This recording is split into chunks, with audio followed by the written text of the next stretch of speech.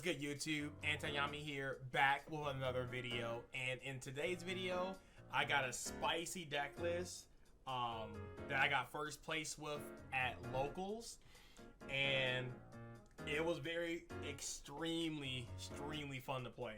So I am playing Labrynth Spright, and I've been working on the deck for like, I'll say 2 to 3 weeks, and I found like the perfect ratios for this deck to like perform very well. I kind of forgot my matchups because I played the locals on Friday and today is Sunday on recording.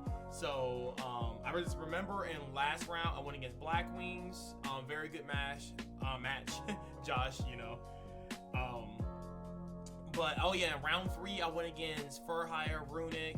Round 2 I went against like some Adventure water deck that like summons totally awesome and all that stuff. And round 1 was Dark Worlds. So without further ado, let's go ahead and hop into the deck profile. We're gonna start off with the Labrynth stuff.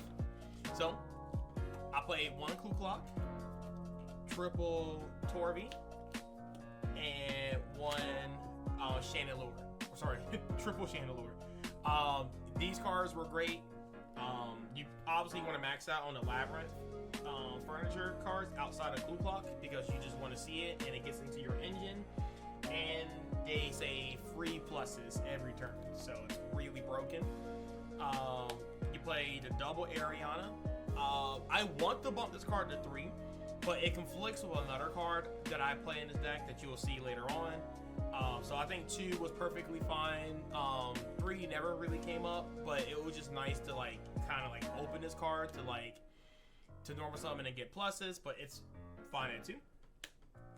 The one Lovely, mandatory, she's really busted, but I swear I open her like the most out of all cards, so yeah, that's a thing.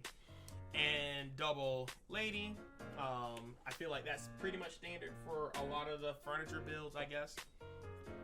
Going to the spells and traps, I play 1 Labrynth, crazy card. Double Welcome, and I play triple Big Welcome. I feel like that's almost standard as well in most of the furniture builds. And then for the Spright cards, the spicy part, we play 1 blue, 1 jet, 1 red, 1 carrot, and we play 1 starter. This ratio was perfect. And the reason why this deck works so well together, and there's other synergies in the deck too, but I'll just talk about the main synergy of the deck, is Torby. He's the big reason why this deck kind of bridges together, because this is a level 2 and the Spright cards work really well with level 2s.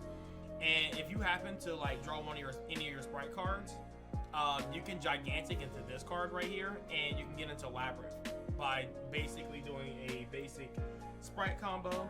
So very insane. And the whole theory behind why you play the Spright cards, because you want to kind of like bait hand traps and stuff like that. A lot of people do interact with the Spright cards, but the main goal is to have red and carrot as negation for your opponent's turn. So red protects your back row from Ash Blossom, Bell, things of that nature. Also, in most cases, it protects you from the Nibiru because you lock yourself and your opponent into rank 2s, level 2s, and all that fun stuff, link 2s, and they can't bestial your stuff. So on your turn, you block yourself from Nib and getting hit with bestials, because people do side that card versus your deck. And the carrot and the red also protects your board with like Ash Blossom, you know, Impermanence. There can only be 1. Triple Tactus Talents and things of that nature like that. Evenly matched, like it's really insane. So you just want to end on these 2. But the Spright board definitely ends on like 4 interruptions. If you guys want to see like a basic combo of the deck, I will, you know, post it up if you guys really want to see more of the lines and stuff like that. I also have a couple of recorded matches if you guys ever want to check those out. I can post them up as well while doing the combo video, just to show you how it plays, going first and going second. Um, Next, we do play the double angler and the triple nibble beaver, rounding out for the Spright portion of the package. This is why I only play 2 Arianas, because the nibble beaver also conflicts. If they both open in your hand, you have to make the decision. So the way I make the decision is that, like, if I have a Spright card, I always open with beaver. But depends on the hand too, because if I have like more Labrynth cards, I'll probably end up going with the Ariana. But you have to like pretty much study and figure out which line gives you the most. But a lot of times I always choose the beaver. And of course I play the double angler because they actually have synergy with the furniture cards. So when you discard a card, you actually get 2 bodies out of it, and it's really strong, and it gets you into your Spright play. Next, for the non-engine, we play triple pot of prosperity. We just want consistency, and we want to see as much as the other, both engines as possible. And it's very strong games 2 and 3 because you get to see non-engine. I play double, triple Tactics Thrust. I play double, triple Tactics Talents, and also I play double Dark Ruler No More. These cards are insane. What's different from normal Labrynth decks is that like they don't really have a line into Zeus, and since now I play like the Spright package, the Nibble package, a lot of times I can just activate Dark Ruler No More, negate their entire board, and then Zeus wipe, and then I set up all the traps and get into the grind game with Labrynth. Happens a lot. Same thing with the triple Tactics Talents. You take an XYZ and then make a Zeus as well. And of course, if you get hand chopped, you can just draw a card or look at your opponent's hand. And Thrust is just really mainly for the Cashier matchup because it's just another out to Rise Art. But you can also set your welcome cards as well. So like that came up a couple times where I set like big welcome going first and going second is insane because Thrust is a broken card, probably the best Yu-Gi-Oh card in today's meta. Like Thrust probably shouldn't be at 3. I'm gonna be honest. And then the non-engine traps, I just play 1 Compose, 1 Tears of the Overroot, and 1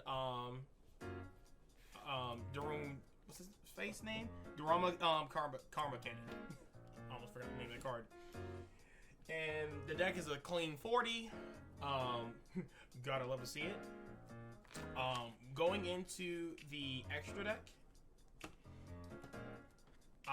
we play the 1 Azalea, we play the double Underworld Muckrocker. 2 really never comes up. A lot of the times I just banish it off of the pot on one of the copies. But there was one game in practice where the second one kind of came up because it was a really crazy grind game, and the first one got negated. So the second one came up that one time. So that's why I was like, I'll play 2. The 1 Sprint, the Dub Angler. I played the Nightmare Cerberus. Now this is like an extreme flex spot. I don't think I've ever summoned this card ever. It was always banished off the pot, and it could be anything else. Like it could be like an IP, it could be something like crazy, but this is just in case. And also, it's a Fiend, and that's very important because you do get Fiend locked in this deck with the Welcome Labrynth. So it's always cool just to have a backup monster pop. Going into the XYZs, I play the 1 Mannequin Cat. Card's insane. Card's very broken. It helps you beat like Shifter. It can also help you beat get into both of the engines. I use this basically as a second Gigantic like all the time. Sometimes even the first Gigantic. It's just so strong. The fact that Mannequin Cat can also special summon like Labrynth card from the deck, very strong card. I just love it. It's the main reason why I wanted to play Sprights in this deck, because I wanted to give it a little bit of a higher ceiling. But also, Mannequin Cat is just broken. Like, I love this card. This is probably like one of my favorite cards in Yu-Gi-Oh right now. It's so broken. Gigantic Spright, the Gem Buster, 1 Downert Magician, 1 Zeus, and then going into the Super Poly targets, we play 1 Starving Venom, 1 Dragocepalia, 1 Garua, and 1 King of the Swamp, or Mud Dragon, sorry, wrong card. And then I also just played a 1 Chaos Angel because Chaos Angel is insane in this deck.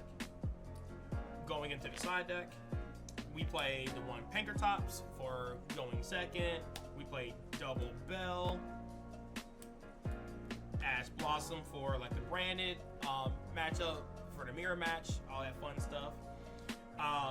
The triple Nibiru. Now this was Kirikara, but I noticed that a lot of people stopped respecting Nibiru, at least at this time. So I put in Nibiru and it went in a lot of the games I played. So very, very good. I played the hand trap to kind of like stop their plays. But yeah, nobody respected this card. Like, it was insane. Triple Super Poly, broken card. Harpy's Feather Duster, one Dimensional Barrier, and one Eradicator Epidemic Virus, which went in my final game. I eradicated the Blackwing player for 4, and I still think this card is really broken and unhealthy, but I feel like I wouldn't really. There's other cards that could be banned in the meta. I feel like Shifter is probably a card that needs to be banned before this, but I feel like this needs to be addressed because it's also not very healthy. And whenever I resolve it, like, I normally just win. It's really, really insane. But all right, that is it for the profile. I hope you guys enjoyed it. You know, again, comment down below if you guys want to see like some combo decks or combo hands with this deck, and I can show up a couple of replays to kind of give you guys like an idea of how the deck really works with the sprites. All right, guys, take it easy. Peace.